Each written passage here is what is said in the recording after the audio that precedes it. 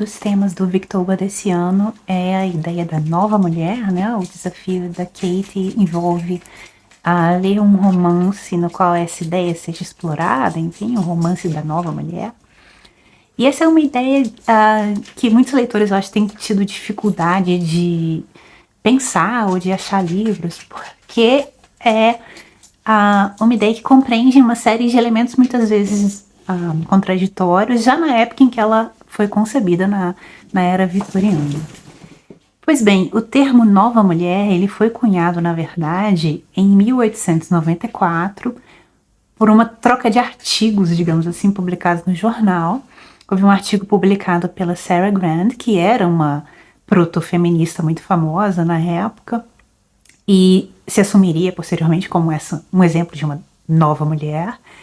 E em resposta a esse artigo, a escritora Ouida, que era uma antifeminista, proto-antifeminista, não sei como dizer isso, veio usar esse termo nova mulher, e esse termo pegou para definir ideias e atividades que estavam ali acontecendo no final do século XIX no Reino Unido.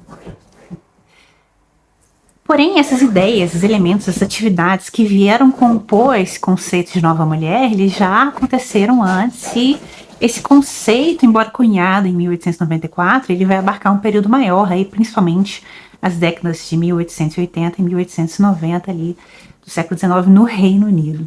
E posteriormente esse termo vai ser usado também pela segunda geração de novas mulheres, digamos assim. Esse termo é muito aplicado ali no início do século XX até a década de 20, 30, para mulheres, como por exemplo a Virginia Woolf, enfim.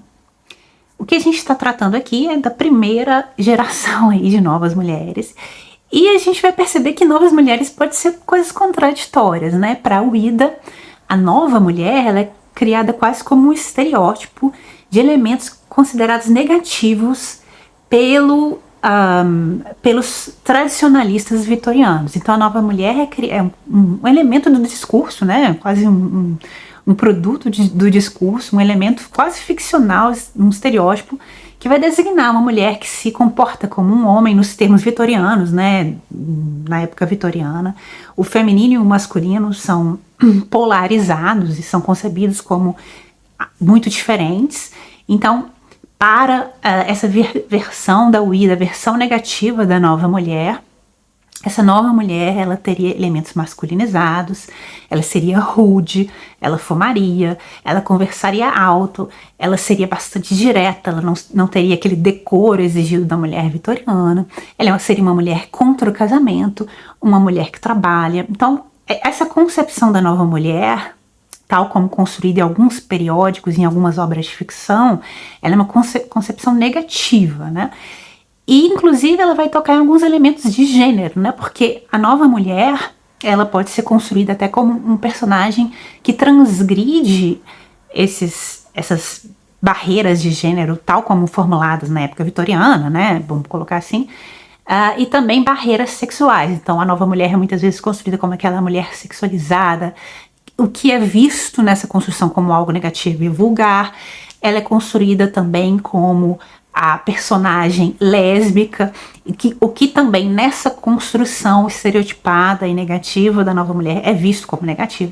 Então, temos essa visão da nova mulher, que é uma construção no discurso. E nós temos também uma visão positiva da nova mulher, que também é uma construção do discurso, e que também pode ser encontrada em periódicos e em obras literárias, que é a visão da mulher que decide ter uma carreira para sustentar a família, e que decide estudar e ter uma carreira para não só ajudar financeiramente a família, como ser uma esposa melhor, como ser uma mãe melhor. Então veja que dentro dos termos vitorianos, essa ideia de nova mulher também pode ser concebida como algo positivo e não necessariamente como um conceito que é subversivo da tradição vitoriana, mas sim como um conceito que leva ao maior grau de execução dessa tradição. Quer dizer, é uma mulher que vai se profissionalizar para executar da melhor forma possível aquilo que é a função dela, que é ser esposa no casamento, ser mãe em um casamento tradicional.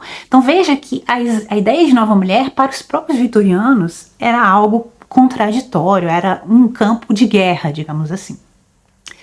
E nós temos, então, versões do discurso diferentes e contraditórias de Nova Mulher, e nós temos também versões vividas de mulheres protofeministas, de mulheres que se diziam novas mulheres, contraditórias e diferentes. Então nós temos, por exemplo, a Sarah Grant, né? Mencionei esse artigo que deu início a ao que se conhece esse termo nova mulher. A Sarah Grant é uma grande apoiadora do casamento e da maternidade como funções primordiais da mulher, mas era também assumidamente protofeminista e assumidamente nova mulher. Então era uma visão desse protofeminismo diferente do que muitos periódicos que viam esse protofeminismo de forma negativa, muitos periódicos construíram. A Sarah Grant era também eugenista e também em suas obras assimilava elementos imperialistas, elementos racistas. Então, para que se tenha uma ideia de que essa ideia da nova mulher é muito difícil de construí-la como um monolito e como algo muito totalmente positivo, algo totalmente negativo, né? Acho que, como tudo na vida, ela reflete ideias de seu tempo, reflete elementos contraditórios, e alguns desses elementos são negativos e os outros são positivos, e é impossível colocar em um monolito tal como os construtos do discurso a fizeram, né? Ou como algo muito negativo, ou algo como uma santa, algo muito positivo, né? A Sarah Grant, ela é interessante porque ela pega justamente o conceito de mulher vitoriana como o anjo da casa, e ela vai dizer que a nova mulher é tipo a versão hierarquicamente superior do anjo da casa, que é aquela que vai se educar o máximo possível, que vai trabalhar para ser a melhor mãe, a melhor esposa possível. E a Sarah Grant vai defender também separação no casamento, mas só em termos muito estritos, né? Tem até um livro dela que eu li, vou pegar aqui o livro, voltando aqui o livro de Beth, que é um romance de formação. Eu gostei muito do início do livro, que narra a infância da personagem título, né, Beth. E no final ela vai casar com um cara que, assim, não tem nada de positivo no cara. O cara tem tara, inclusive, por dissecar animais vivos, entendeu? E aí esse cara pega todo tipo de doença venérea e a Beth, a esposa, fica nessa sinuca de bico, né? Não quero me contaminar. E aí vem o discurso eugenista da Sarah, que ela vai dizer... para não se contaminar por meio de atividades sexuais com esse cara contaminado e dar então início a uma progenitude, não sei, a filhos que tenham aí problemas por causa dessa contaminação, então essa mulher está justificada em se separar do marido. Então vejam que é uma visão bastante estrita das possibilidades de separação e de divórcio dessa mulher. No caso só de você ser casada com um cara que é meio que a encarnação do demo, né? Tem taras bizarras por dissecar animais e pegou todo tipo de doença venérea, não tá nem aí de transmitir pra esposa. Aí sim, essa esposa, coitada, aí não tem solução pra ela, tem que separar, porque senão ela ficaria grávida desse cara, seria contaminada e daria início a uma nova raça de seres humanos inferiores contaminados também. Então vejam aqui o discurso eugenista sendo utilizado para dar vazão a ideais da nova mulher. Você veja que é uma salada. E nós temos também autoras que são contra o casamento, ou contra o casamento nos termos regulados até então, nos termos como um contrato burguês. E aqui eu vou pegar o livro também que eu li, de uma autora que seria uma nova mulher, mas com ideais completamente diferentes da Sarah Grant, que também era qualificada como uma nova mulher. Peraí que eu vou pegar o livro. Eu deveria ter me preparado melhor aqui, mas empolguei com esse tema da nova mulher. Não vou pegar o livro, deixar acabar aqui, porque tá uma bagunça aqui, para achar esse livro, que é o As Filhas de Danos, que eu li no Victor passado, da Mona Kead, que é uma opositora do casamento nos termos regulados na época vitoriana. Veja bem, ela é favorável a um casamento como um acordo privado entre pessoas igualmente livres, e não como um contrato público nos termos, como regulados. Então, para ela... Primeiro, é necessário que haja independência financeira da mulher para que ela possa ser livre para escolher um marido e que o casamento não seja visto como uma negociata financeira e como o único meio que uma mulher tem para ser vista de forma positiva pela sociedade e para se manter financeiramente.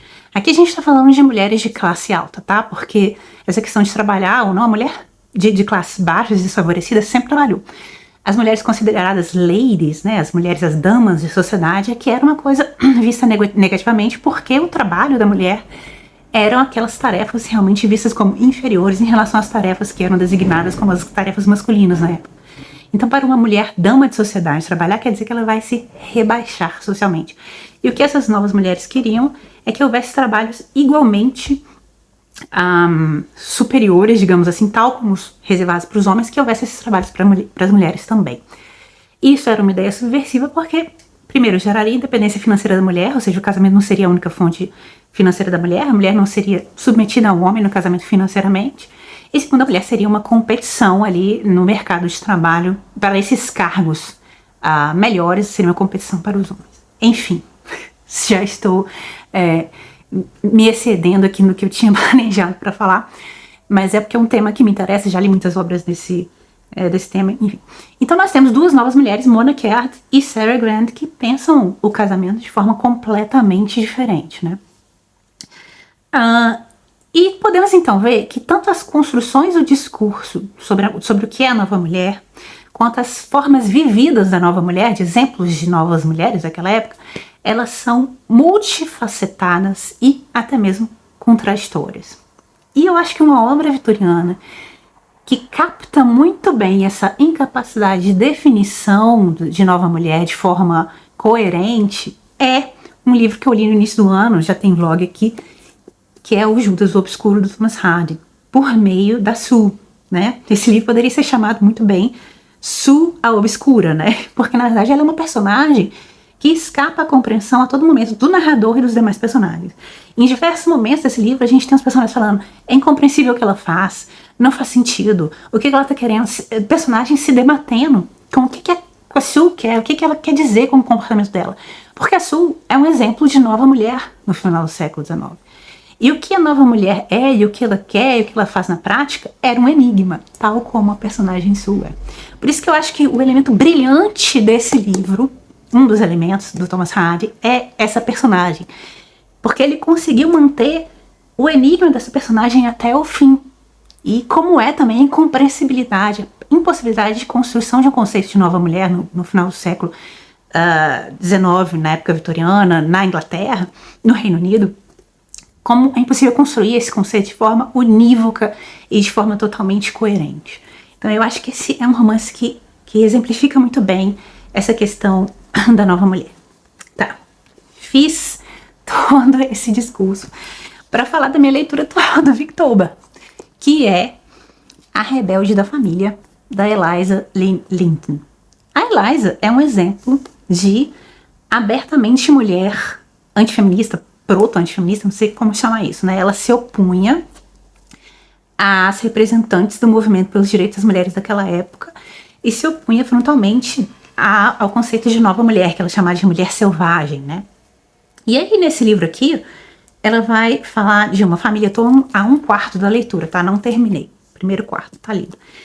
A gente tem a família principal, cujo nome até, esqueci o nome do sobrenome, Winstaker, acho que é alguma coisa assim. Winstanley, o nome da família, que é uma mãe de origem aristocrática, mas aristocracia empobrecida.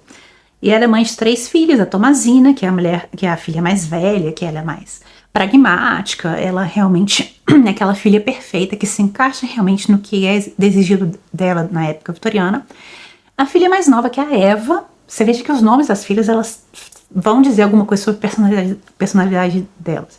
A Eva, que é a menina mais nova, cabeça de vento, só quer saber de festa, de aparência, fala o que quer, mas é aquela que se comporta também do jeito esperado vitoriano para uma garota mais nova, né? Meio frívola, mais feminina, passiva, esse tipo de menina. E a filha do meio, que vai ser a rebelde da família, que é a Perdita, ou Perdita, né? A perdida, que gosta de estudar, que é considerada feia, que não se veste, não tem aquele cuidado de se vestir, porque tá ali lendo, tá ali andando e aí não presta atenção na aparência, usa óculos e gosta muito de ler, e que vê aquela situação da família que é de aristocracia, que quer manter as aparências, mas está empobrecida e não consegue, e ela quer poder trabalhar, mas tem a oposição da mãe, porque a mãe vê que se a filha começar a trabalhar, ela vai ser considerada como socialmente inferior e vai, de certa forma, manchar a reputação da própria família, das demais filhas, poderia atrapalhar até as expectativas de que as demais filhas se casassem. E a matriarca da família quer arranjar casamentos para essas filhas. E a gente está num ponto em que ela quer arranjar um casamento para a filha mais velha com um homem que não é de origem aristocrática, mas que enriqueceu. E a gente vai ver isso muito em diversos romances vitorianos dessa época, né? Então nós temos essa aristocracia empobrecida, mas que é vista como socialmente superior pela hereditariedade, pelo sangue, enfim, pelo nome. E nós temos uma classe emergente que enriquece, burguesa, mas que não tem essa origem, esse sangue, quer ter conexões com essa aristocracia, então por meio do casamento quer fazer isso. Então esse cara vai estar ali de olho nas filhas dessa família, principalmente na Tomazina, porque é a mais adequada ali para o casamento dele. E ele vai achar interessante essa personagem da rebelde da família, na verdade, porque ele acha interessante as ideias delas. As ideias dela são totalmente revolucionárias. Ela, inclusive, assim, é favorável ao socialismo, ela é favorável ao republicanismo, e por aí vai. Ela é super radical e tem esses comportamentos que a mãe repudia totalmente, né? De conversar normalmente com pessoas que seriam hierarquicamente inferiores a ela, enfim, de ficar lendo, de ficar estudando, de ficar falando muito abertamente as próprias ideias, e a mãe, assim, fica congelada toda vez que essa filha abre a boca, digamos assim. E aí nós vamos ter esse cara que vai achar interessante essas ideias, não sei se ele tá querendo realmente brincar um pouco com a família, assim, que ele sabe que ele é mais rico que a família, ele sabe exatamente que ele tá casando, que essa família tá querendo fisgá-lo e que vai se casar porque ele é mais rico. E ele quer isso porque ele quer contato com a aristocracia. E ele consegue um emprego aí para Perdita, vou portuguesar aqui, como secretária, como funcionária de um banco ligado ao correio. E aí eu tô nesse ponto que ela vai começar a trabalhar. Isso pra mãe é assim, caiu das nuvens, mas ela não quis contrariar o cara porque ele é um partidão, né? Ela não quer que perder esse partidão ali para uma das filhas, especialmente para Tomazina. E tem uma outra personagem que aparece aqui, novamente eu esqueci o nome dessa...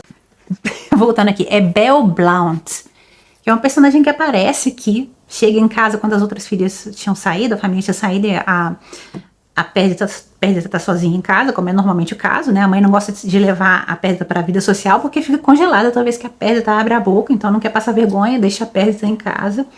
Perdita. E aí essa mulher chega do nada, parece que ouviu falar da Perdita e chama ela para participar, para morar junto com ela, para participar do movimento. Essa mulher, a Belle Blount, é aqui então o que a Eliza vai construir como a nova mulher, porque ela é membro de uma organização pelos direitos da mulher, ela se separou recentemente do marido e vive com uma outra mulher chamada Connie e chama essa outra mulher de sua esposa.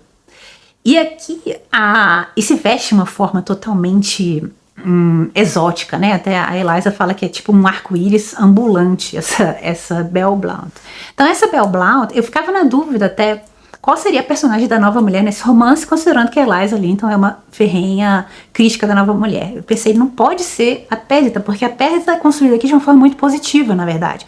Ela quer trabalhar porque ela considera que isso é o que ela pode fazer de mais valor para a família dela, para ajudar a mãe, para que a mãe não tenha gasto com ela, para que as irmãs dela possam então realmente ser as herdeiras daquele dinheiro ali para poder casar. Enfim, ela tá querendo trabalhar, querendo ser essa nova mulher como uma forma moral de cumprir um dever moral com a família.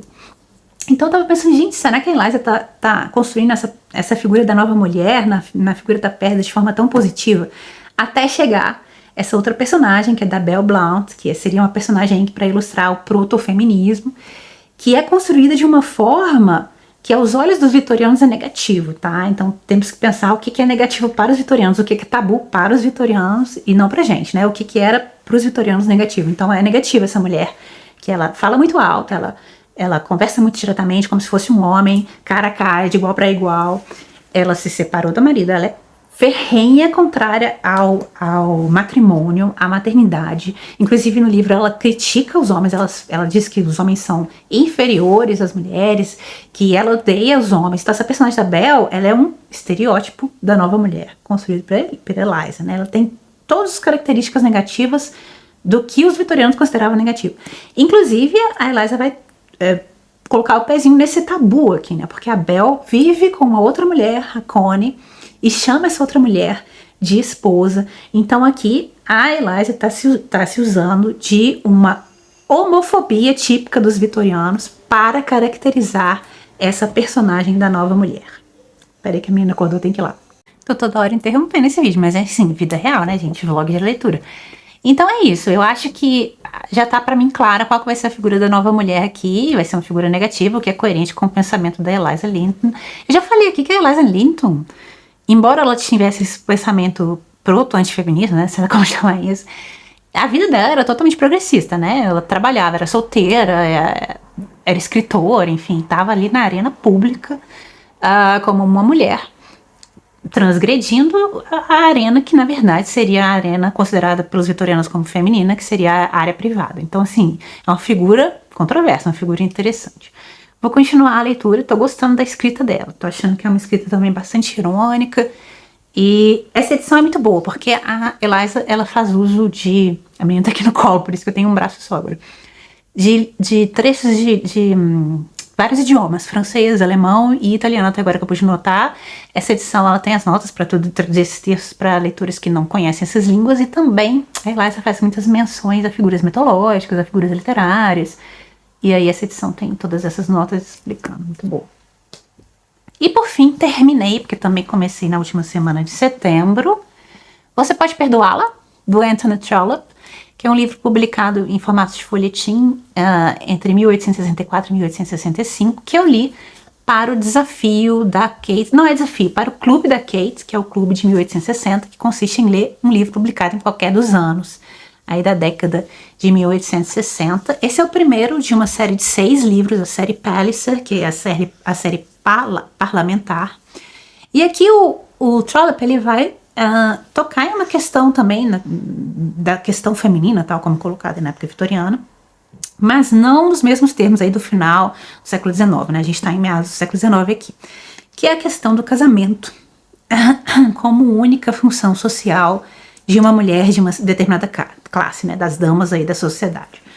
Nós temos 3 triângulos amorosos que vão se espelhar uns aos outros e que vão construir, na verdade, uma trama bastante convencional na época vitoriana aqui. Então nós temos a personagem com a qual nós iniciamos a narrativa, que é a Alice Vavasor, que é uma mulher rica, já em idade de se casar, digamos assim, com contatos na aristocracia, e que no início do romance ela tá noiva do John Grey, também um homem aí da aristocracia, e ela tá tentando tanto se convencer que ela ama ele, que a gente começa a pensar, peraí, tem alguma coisa errada, ela tá repetindo tanto que pode ser que ela não ama, ela tá tentando se enganar.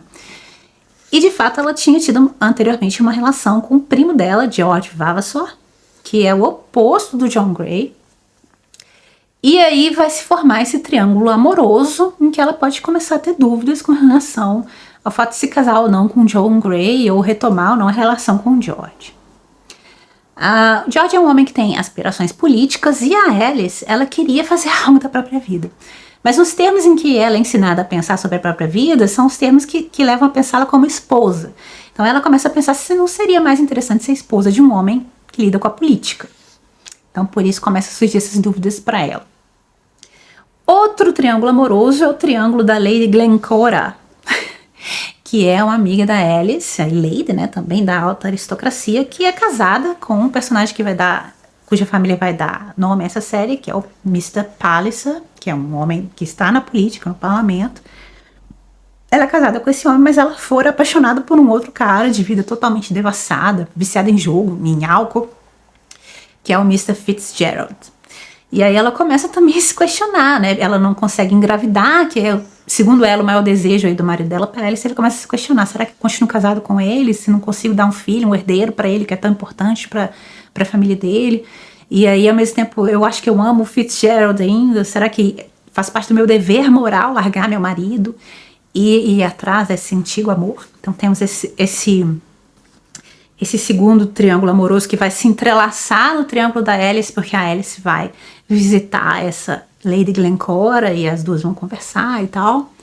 E nós temos um terceiro triângulo amoroso, que é o alívio cômico do romance, né?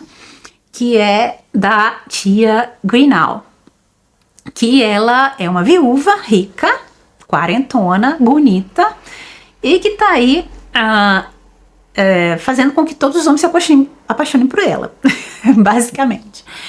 E ela se casou com um homem muito mais velho, muito mais rico, por motivos financeiros. Esse homem morreu e agora ela fala que ela ou não quer se casar, ou quer se casar por amor, por uma coisa mais divertida, né? Não quer mais se casar por dinheiro. E aí ela tá dividida entre um capitão Belfield e o Mr. Cheesacre, que é um homem rico da burguesia. E é isso.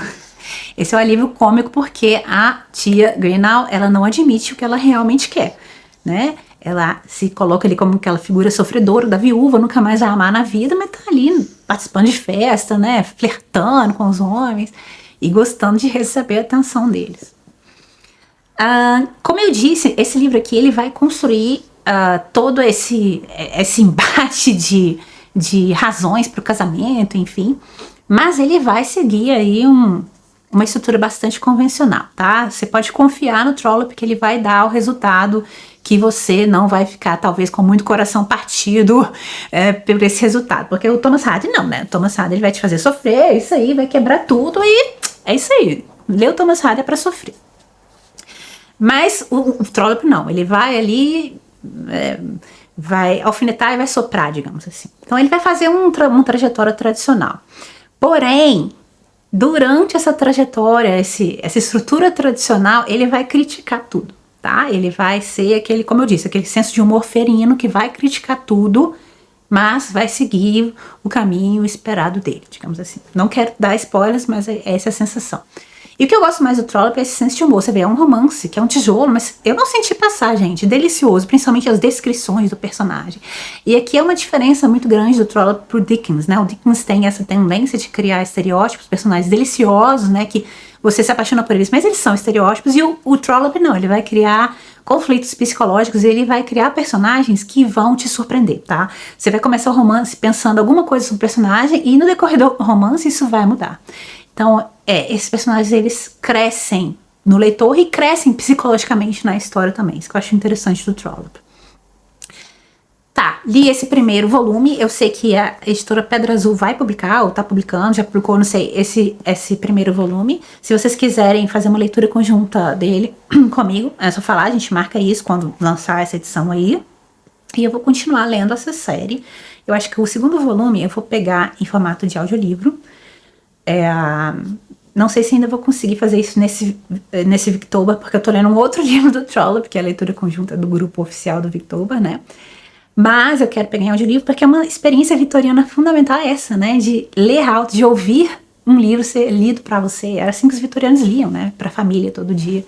Uma pessoa lia o livro, então é uma experiência fundamental isso. E são histórias que se prestam muito bem à adaptação em audiolivro. Eu tenho crítica dessa minha edição aqui, que é a edição Vintage, porque não tem notas, tem uma introdução muito básica, assim, que nem coloca a obra em contexto, não coloca o autor em contexto, nada, é só uma introdução básica e não tem notas, não tem nota editorial. Então, assim, se for para comprar uma edição dessa, mais vale baixar o livro, que tá em domínio público, que é a mesma coisa, que é de graça, legalmente, enfim, do que comprar um negócio desse. Então, eu acho bobagem para um clássico em domínio público você comprar um clássico que não é enriquecido, né, por um estudo, enfim. Então, eu acho que eu vou procurar uma outra edição mais interessante desse livro, que tenha realmente um estudo, uma introdução, uma pesquisa, nota editorial, para que possa colocar em contexto, né, o texto-fonte dessa edição, e esse tipo de coisa. Mas, tirando isso, é um livro delicioso. Vou continuar essa série, claro. Tô lendo agora um outro livro do Trollope, mas eu acho que esse vídeo já ficou muito grande, não vou falar desse livro, não. Esse livro aqui é anterior à época e à auge da Nova Mulher, né? Porque é 1860, a Nova Mulher vai surgir ali em 1880, 1890, mas ele já lida com questões fundamentais da condição da mulher na época vitoriana, né? Porque uma questão fundamental aqui para as personagens mulheres é o casamento. Então, muitas personagens, elas querem ou poder escolher o casamento com base na própria afeição e não por aspectos financeiros ou aspectos de classe, né? Eu não posso casar com fulano porque senão vou me rebaixar na minha classe social, enfim, esse tipo de discussão. E muitas mulheres, como a Alice, elas queriam ter uma atividade, assim, mais pública, né, mais voltada para a esfera pública e não a privada, né, talvez poderem participar de alguma forma da atividade política e não ficar casando para poder ter alguma vazão na discussão política. Gente, a menina tá aqui. Então, aqui nós temos o embrião dessas questões que serão discutidas aí no final do século mais firmemente. Bom, é isso, já falei demais nesse primeiro vlog, vou continuar a leitura da Rebelde da Família e volto aqui para falar do outro livro do Trollope também, que eu tô lendo. É isso e até mais, tchau.